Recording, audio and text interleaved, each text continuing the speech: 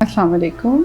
मैं प्रोफेसर ज़ेबा हूँ और मैं फ़ज़ाइया मेडिकल कॉलेज के गायनेकोलॉजी डिपार्टमेंट से मुंसलिक हूँ और पीएफ हॉस्पिटल इस्लामाबाद में काम करती हूँ। आज का हमारी टॉक का पर्पस ये है कि हम जो प्रीमेच्योर बेबीज़ हैं उनके बारे में हम बात करें, क्योंकि प्रीमेच्योर बेबीज़ की बर्थ बहुत ज़्यादा इम्पोर्टेंट इशू है जिसके बारे में हम लोग कम ही बात करते हैं। प्रीमेच्योरिटी ये है कि उसकी डेफिनेशन ये है कि वो बच्चे जो कि 27 हफ्ते की प्रेगनेंसी से पहले डिलीवर हो जाए। वैसे तो जो टर्म प्रेगनेंसी है जो हम ड्यू डेट देते हैं 9 महीने और 1 हफ्ते के बाद, वो 40 हफ्ते होती है।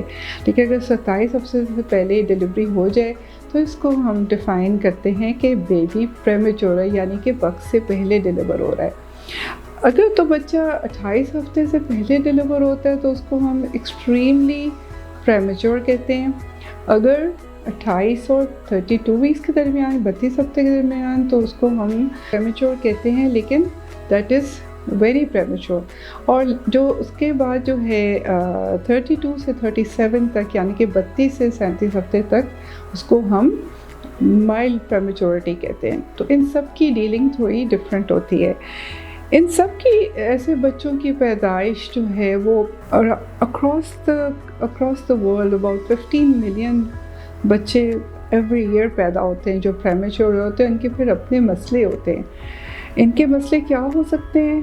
पैदा होते ही इनको सांस की तकलीफ़ हो सकती है, इनको इन्फेक्शंस हो सकती हैं, और इनके टेम्परेचर रेगुलेशन के मसले हो सकते हैं। और फिर लेटर ऑन ये बच्चे जो है ना, इनकी मेंटल डेवलपमेंट, विजुअल और हियरिंग, यानी कि कानों की और सुनने की मुदाफ़त, और कान जो है इसकी आइज़ की जो आई साइट, ये भी इफ़ेक्ट हो सकती है। और ये वो बच्चे हैं जो कि खुदा न खास्ता फिर स्लो इन स्कूल भी हो सकते हैं। इनकी जो मेंटल डेवलपमेंट है वो बाकी बच्चों के साथ नहीं होती। एज ए गायनेकोलॉजिस्ट हमारे लिए क्या इम्पोर्टेंट है? बहुत इम्पोर्टेंट है कि हम ऐसे जो बर्थ है इनको हम प्रिवेंट करें। ये प्रीमेच्योर बर्थ या तो खुद से हो सकती है कि पेशेंट आ गई और एकदम से उसको पेन शुरू हो गई और उसने वक्त से पहले बच्चा डिलीवर कर दिया, या वो होती हैं जो कि हम खुद इनको डिलीवर करते हैं क्योंकि मदर को कोई प्रॉब्लम होती है, जैसे उसको ब्लड प्रेशर है, जैसे उसको शुगर है, उसको कोई मल्टीपल प्रेगनेंसी है। ये वो रीज़न है जिसकी वजह से समटाइम्स या उसके बच्चे की ग्रोथ नहीं हो रही तो हम उनको खुद भी डिलीवर करते हैं। बात ये है कि एज अ गायनेकोलॉजिस्ट क्या चीज़ इम्पोर्टेंट है? बहुत ज़्यादा एम्फेसिस देने की ज़रूरत है कि हर प्रेग्नेंट औरत को अपना बाकायदगी से चेकअप करवाना चाहिए, उसको खुराक अच्छी लेनी चाहिए, उसको अपनी न्यूट्रिशन का ख्याल रखना चाहिए, उसको स्पेशली अनीमिया जैसे खून की कमी नहीं होनी चाहिए। रेगुलर एंटीनेटल चेकअप, यानी कि रेगुलर चेकअप्स में उसकी अर्ली अल्ट्रासाउंड होना चाहिए। उस अल्ट्रासाउंड में पता चले कि उसकी बेबी की प्रेगनेंसी की सही डेटिंग कितनी है, और फिर उसको 2 बच्चे तो नहीं हैं, 3 बच्चे तो नहीं हैं उसके पेट में, जो भी वो भी एक बहुत बड़ा रीज़न है फॉर प्रीमेच्योर बर्थ्स।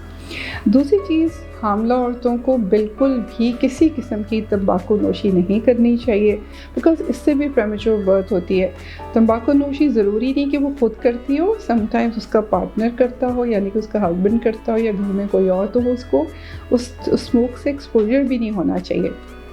इसके अलावा ये ज़रूरी है कि वो रेगुलर चेकअप्स में ये देखें कि उसको किसी किस्म की कोई इन्फेक्शंस, कोई ब्लड प्रेशर, कोई शुगर, इन चीज़ों का अगर वो बाकायदगी से इलाज करेगी तो नियरली 40% प्रीमेच्योर बर्थ्स को हम प्रिवेंट कर सकते हैं। बाकी ये है कि सबसे इम्पोर्टेंट चीज़ है प्रीमेच्योर, अगर तो वो लेबर में आ जाती है तो फिर हमें कुछ ट्रीटमेंट करना पड़ता है, जैसे हम उसकी बेबी की लंग मैच्योरिटी के लिए उसको स्टीरॉइड्स लगाते हैं, या हम टोकोलिसिस जिसको कहते हैं, यानी कि कुछ ऐसी दवाएं देते हैं जिससे कि उसकी डिलीवरी थोड़ी डिले हो जाए, ताकि बेबी थोड़ा मैच्योर हो जाए और उसकी डिलीवरी थोड़ी डिलेड हो जाए।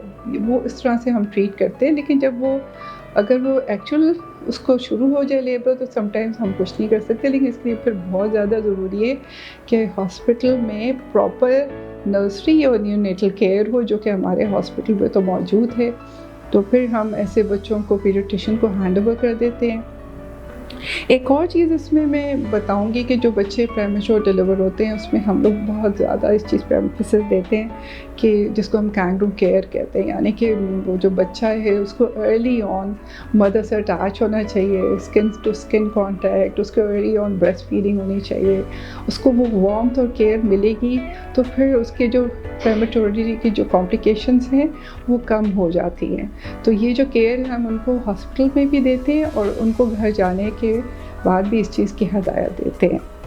تو بس اتنا ہی، اور آئی ہوپ کہ جتنی بھی حاملہ عورتیں ہیں وہ ہمارے کلینکس پہ آئیں تاکہ ہم کسی بھی ایسی کمپلیکیشنز کے بارے میں ان کو پہلے سے بتا سکیں۔